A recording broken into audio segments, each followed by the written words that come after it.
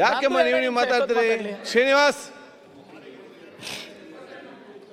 ಮಾನ್ಯ ಸಭಾಧ್ಯಕ್ಷರೇ, 69ರ ಮೇಲೆ ಚರ್ಚೆಗೆ ನನ್ನ ಕ್ಷೇತ್ರದ ವಿಧಾನಸಭಾ ಕ್ಷೇತ್ರದ ಬಗ್ಗೆ ಬೆಳಕು ಚೆಲ್ಲಲು ಅವಕಾಶ ಮಾಡಿಕೊಟ್ಟಿದ್ದಕ್ಕೆ ತಮಗೆ ಧನ್ಯವಾದಗಳನ್ನು ಸಮರ್ಪಿಸುತ್ತಾ, ಮಾನ್ಯ ಸಭಾಧ್ಯಕ್ಷರೇ, ಬೆಂಗಳೂರಿಗೆ ಹೊಂದ್ಕೊಂಡಿರ್ತಕ್ಕಂಥ ಕ್ಷೇತ್ರ ನೆಲಮಂಗಲ ವಿಧಾನಸಭಾ ಕ್ಷೇತ್ರ. ಸನ್ಮಾನ್ಯ ಅಧ್ಯಕ್ಷರೇ, ಬೆಂಗಳೂರಿಗೆ ಹೊಂದ್ಕೊಂಡಿದ್ರು ಸಹ ನಾನು ಶಾಸಕನಾದಂಥ ಸಂದರ್ಭದಲ್ಲಿ ಇವತ್ತಿಗೂ ಸಹ ಅಭಿವೃದ್ಧಿಯಲ್ಲಿ ಅತ್ಯಂತ ಹೆಚ್ಚಿಗೆ ಹಿಂದುಳಿದಂಥ ಕ್ಷೇತ್ರ ಯಾವುದಾದ್ರೂ ಇದ್ದರೆ ಅದು ನೆಲಮಂಗಲ ವಿಧಾನಸಭಾ ಕ್ಷೇತ್ರ. ಅಧ್ಯಕ್ಷರೇ, ಕಾರಣ ಇಷ್ಟೇ, ಹಿಂದೆ ಆ ಕ್ಷೇತ್ರಗಳನ್ನು ಮಾನ್ಯ ಸಭಾಧ್ಯಕ್ಷರೇ, ಹಿಂದೆ ನನ್ನ ವಿಧಾನಸಭಾ ಕ್ಷೇತ್ರವನ್ನು ಪ್ರತಿನಿಧಿಸ್ತಕ್ಕಂಥ ಶಾಸಕರು 10 ವರ್ಷಗಳ ಕಾಲ ಕ್ಷೇತ್ರದ ಅಭಿವೃದ್ಧಿಯನ್ನು, ಕ್ಷೇತ್ರದ ಬಗ್ಗೆ ಬಹಳ ನಿರ್ಲಕ್ಷ್ಯವನ್ನ, ಕ್ಷೇತ್ರದ ಅಭಿವೃದ್ಧಿಯ ಬಗ್ಗೆ ಯಾವುದೇ ರೀತಿಯ ಮುಂದಾಲೋಚನೆ ಇದ್ದಿದ್ದರಿಂದ ನನ್ನ ಕ್ಷೇತ್ರ ಹಿಂದುಳಿಲಿಕ್ಕೆ ಕಾರಣ ಆಗಿತ್ತು. ಅಧ್ಯಕ್ಷರೇ, ನಾನು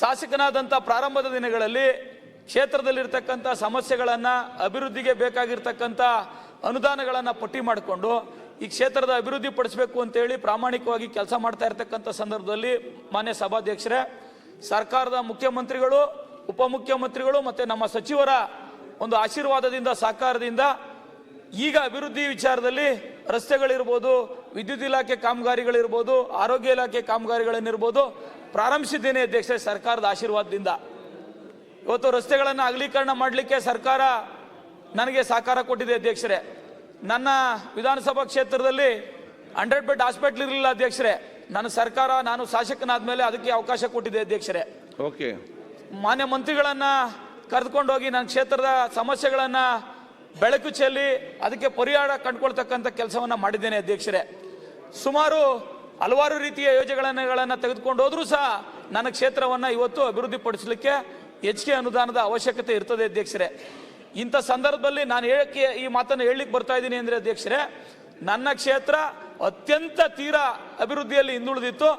ಈಗ ನಾನು ಅಭಿವೃದ್ಧಿ ಪಡಿಸಲಿಕ್ಕೆ ಒಂದು ಮುನ್ನಡಿ ಹೊಡಿತಾ ಇರ್ತಕ್ಕಂಥ ಸಂದರ್ಭದಲ್ಲಿ ಅಭಿವೃದ್ಧಿ ವಿಚಾರದಲ್ಲಿ ರಸ್ತೆಗಳನ್ನ ಸರ್ಕಾರದ ಸಹಕಾರದಿಂದ ಅಭಿವೃದ್ಧಿ ಪಡಿಸತಕ್ಕಂಥ ಕೆಲಸ ಮಾಡ್ತಾ ಇದ್ದೀವಿ. ಅಧ್ಯಕ್ಷರೇ, ಪ್ರಾಮಾಣಿಕವಾಗಿ ಹಂತವಾಗಿ ಹೊರತಾಗಿ ನನ್ನ ಕ್ಷೇತ್ರಕ್ಕೆ ಹಲವಾರು ರೀತಿಯ ಸಮಸ್ಯೆಗಳು ಬಹಳ ಜರೂರಾಗಿ ಆಗ್ಬೇಕಾದಂತ ಅವಶ್ಯಕತೆ ಇದೆ. ಅಧ್ಯಕ್ಷರೇ, ಅದರಲ್ಲಿ ಬಹಳ ಪ್ರಮುಖವಾಗಿ ಅಧ್ಯಕ್ಷರೇ, ನನ್ನ ವಿಧಾನಸಭಾ ಕ್ಷೇತ್ರ ವ್ಯಾಪ್ತಿಯಲ್ಲಿ, ನಗರಸಭೆ ವ್ಯಾಪ್ತಿಯಲ್ಲಿ ಹಲವಾರು ಪಾರ್ಕ್ಗಳಿದಾವೆ. ಅಧ್ಯಕ್ಷರೇ, ಪ್ರಮುಖವಾಗಿರ್ತಕ್ಕಂಥ ನೆಲಮಂಗಲ ಕೆರೆ ಮತ್ತೆ ಬಿನ್ಮಂಗಲ ಕೆರೆ ಅಭಿವೃದ್ಧಿ ಮಾಡಬೇಕು. ಅಧ್ಯಕ್ಷರೇ, ಪಾರ್ಕ್ಗಳಿಗೆ ಅನುದಾನದ ಕೊರತೆ ಇದೆ. ಅಧ್ಯಕ್ಷರೇ, ಸರ್ಕಾರ ಆ ಪಾರ್ಕ್ನ ಅಭಿವೃದ್ಧಿಗೆ ಇಲ್ಲೇ ನಮ್ಮ ಸುರೇಶ್ ಅಣ್ಣ ಅವರು ಇದ್ರು, ಎಲ್ಲ ಕಾಣ್ತಾ ಇಲ್ಲ. ಅಧ್ಯಕ್ಷರೇ, ಮಂತ್ರಿಗಳು ರಹೀಂ ಖಾನ್ ಅವರು ಮತ್ತೆ ಸುರೇಶ್ ಅಣ್ಣ ಅವರು ನನ್ನ ನಗರಸಭಾ ವ್ಯಾಪ್ತಿಯಲ್ಲಿ ಸುಮಾರು 1.5 ಲಕ್ಷಕ್ಕೂ ಅಧಿಕವಾಗಿರ್ತಕ್ಕಂಥ ಜನಸಂಖ್ಯೆ ಮತ್ತೆ ಫ್ಲೋಟಿಂಗ್ ಪಾಪ್ಯುಲೇಷನ್ ಹೆಚ್ಚಿಗೆ ಇರತಕ್ಕಂಥ ಪಟ್ಟಣ ನೆಲಮಂಗಲ ಪಟ್ಟಣ.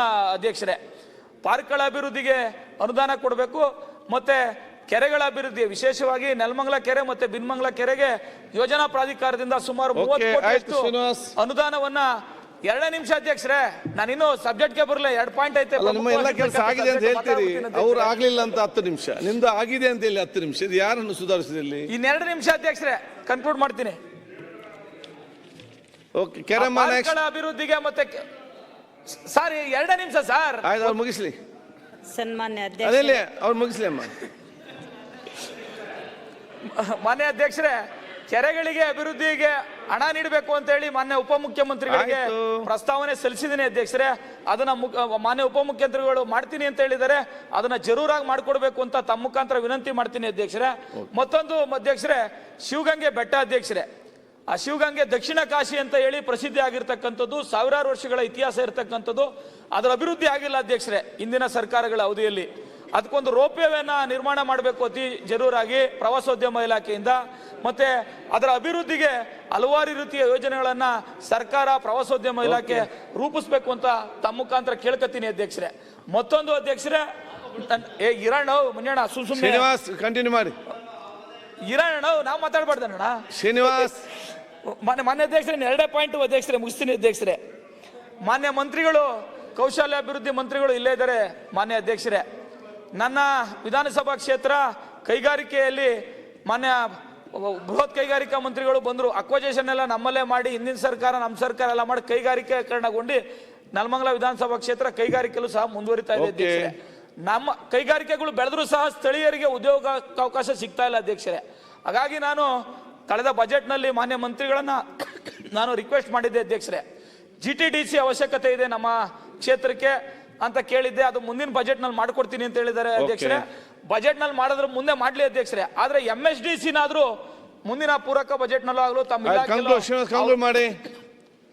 ಒಂದು ನಿಮಿಷ ಅಧ್ಯಕ್ಷರೇ, ಮಾತಾಡಿದ್ರಲ್ಲ, ಒಂದ್ 2 ಪಾಯಿಂಟ್ ಮಾತಾಡಿ ಮುಗಿಸ್ತೀನಿ ಅಧ್ಯಕ್ಷರೇ. GTDC ಮತ್ತೆ MSDC ಅತಿ ಜರೂರಾಗಿ ಮಾನ್ಯ ಮಂತ್ರಿಗಳು ಶರಣ್ ಪ್ರಕಾಶ್ ಪಾಟೀಲ್ ಸಾಹೇಬ್ರವರು ಮಾಡ್ಕೊಡ್ಬೇಕು ಅಂತ ಹೇಳಿ ನಾನು ವಿನಂತಿಯನ್ನ ಮಾಡ್ತೀನಿ ಅಧ್ಯಕ್ಷರೇ. ಜಾರ್ಜ್ ಸಾಹೇಬ್ರು ಇದ್ದಾರೆ ಅಧ್ಯಕ್ಷರೇ, ಜಾರ್ಜ್ ಸಾಹೇಬ್ರಿಗೆ ನಾನು ತಮ್ಮ ಮುಖಾಂತರ ಕೃತಜ್ಞತೆಗಳನ್ನ ಮತ್ತೆ ಧನ್ಯವಾದಗಳನ್ನ ಸಹ ಅರ್ಪಿಸ್ತೀನಿ ಅಧ್ಯಕ್ಷರೇ. ಯಾಕಂದ್ರೆ 300 ಕೋಟಿ ವೆಚ್ಚದ 220 kV ಸಬ್ಸ್ಟೇಷನ್ ಅನ್ನ ನಾನು ಕ್ಷೇತ್ರಕ್ಕೆ ಮಂಜೂರು ಮಾಡವ್ರೆ. ಆದ್ರೆ ಗ್ರಾಮೀಣ ಪ್ರದೇಶಗಳಿಗೆ ವಿದ್ಯುತ್ ಅನ್ನ ಸಮರ್ಪಕವಾಗಿ ಪೂರೈಸಲು 66 kV 5 ಪಾಯಿಂಟ್ ಅನ್ನ ಅವರೇ ಗುರುತು ಮಾಡಿದ್ದಾರೆ ಸ್ವಾಮಿ ಅಧ್ಯಕ್ಷರೇ ಇಲಾಖೆಯಿಂದ. ಅದನ್ನು ಸಹ ನಾನು ಜರೂರಾಗಿ ಮಾಡ್ಕೊಡ್ಬೇಕು ಅಂತ ಹೇಳಿ ನಾನು ಅವರಲ್ಲಿ ತಮ್ಮ ಮುಖಾಂತರ ವಿನಂತಿಯನ್ನು ಮಾಡ್ತೀನಿ. ಅಧ್ಯಕ್ಷ ಕನ್ಕ್ಲೂಡ್ ಮಾಡ್ತೀನಿ ಮೇಡಮ್, ಒಂದೇ ನಿಮಿಷ ಮೇಡಮ್. ಸನ್ಮಾನ್ಯ ಅಧ್ಯಕ್ಷರೇ, ನೆಕ್ಸ್ಟ್ ಟೈಮ್ ಇಟ್ಕೊಳ್ಳಿ ಒಂದು ಪಾಯಿಂಟ್. ಸನ್ಮಾನ್ಯ ಅಧ್ಯಕ್ಷರೇ, ಅವಕಾಶ ಕೊಟ್ಟದಕ್ಕಾಗಿ ಧನ್ಯವಾದಗಳು. ಯಾಕಂದ್ರೆ ಮಾಡಿ ಆಯ್ತು, ಒಂದೇ ನಿಮಿಷ ಸರ್, ನಾನು ಕನ್ಕ್ಲೂಡ್ ಒಂದೊಂದು ನಿಮಿಷ ಹೇಳ್ತೀರಿ, ಲೇಟ್ ಆಯ್ತು ಅರ್ಥ ಆಗಿಲ್ಲ ಅಷ್ಟು ಕೂಡ. ಸರ್ 1 ಪಾಯಿಂಟ್ ಮೇಲೆ ಮಾತಾಡಲ್ಲ ಸರ್, ದಯಮಾಡಿ ಓಕೆ. ಒಂದು ನಿಮಿಷ ಮೇಡಮ್. ಸರ್, ಇದರ ಜೊತೆಯಲ್ಲಿ ಸೋಲೂರು ಹೋಬಳಿಗೆ ಒಂದು ಪೊಲೀಸ್ ಸ್ಟೇಷನ್ ಅನ್ನ ಕೇಳಿದ್ದೆ ಮಾನ್ಯ ಗೃಹ ಮಂತ್ರಿಗಳನ್ನ. ಬೆಳಗಾಂ ಅಧಿವೇಶನದಲ್ಲಿ ಭರವಸೆ ಕೊಟ್ಟವ್ರೆ, ಸಕಾರಾತ್ಮಕವಾಗಿ ಸ್ಪಂದಿಸ್ತಾ ಇದ್ದಾರೆ. ಮಾಡ್ಕೊಡ್ತೀನಿ ನಿನ್ಗೆ ಅಂತ ಹೇಳ್ತಾ ಇರೋದು, ಅದನ್ನ ಬೇಗ ಮಾಡಬೇಕು. ಜೊತೆಗೆ ಮೆಟ್ರೋ ರೈಲಿನ ಸಂಪರ್ಕವನ್ನ ಮಾದಾವರದಿಂದ ನೆಲಮಂಗಲಕ್ಕೆ ವಿಸ್ತರಣೆ ಮಾಡಬೇಕು ಅಂತ ಹೇಳಿ ನೆನ್ನೆ ಗಮನ ಸರ್ಕಾರ. ಧನ್ಯವಾದಗಳ ಅಧ್ಯಕ್ಷರೇ. ನಮ್ಮ ಕ್ಷೇತ್ರದ ಅಭಿವೃದ್ಧಿಯ ಬಗ್ಗೆ ಮಾತಾಡಲಿಕ್ಕೆ ಅವಕಾಶ ಕೊಟ್ಟದಕ್ಕಾಗಿ ಧನ್ಯವಾದಗಳು ಅಧ್ಯಕ್ಷರೇ. ಎಲ್ಲ ಒಂದು ಶಾಸಕರು ರಾಜ್ಯದ ಅಭಿವೃದ್ಧಿ ಬಗ್ಗೆ ಅವರು ಎಲ್ಲರೂ ಸವಿಸ್ತಾರವಾಗಿ ಎಲ್ಲರೂ ಮಾತಾಡ್ಯಾರ ಸಭಾಧ್ಯಕ್ಷರೇ. ಆದರೆ ನಾನು ಮಾತಾಡೋದಿಷ್ಟೇ, ನನ್ನ ಕ್ಷೇತ್ರ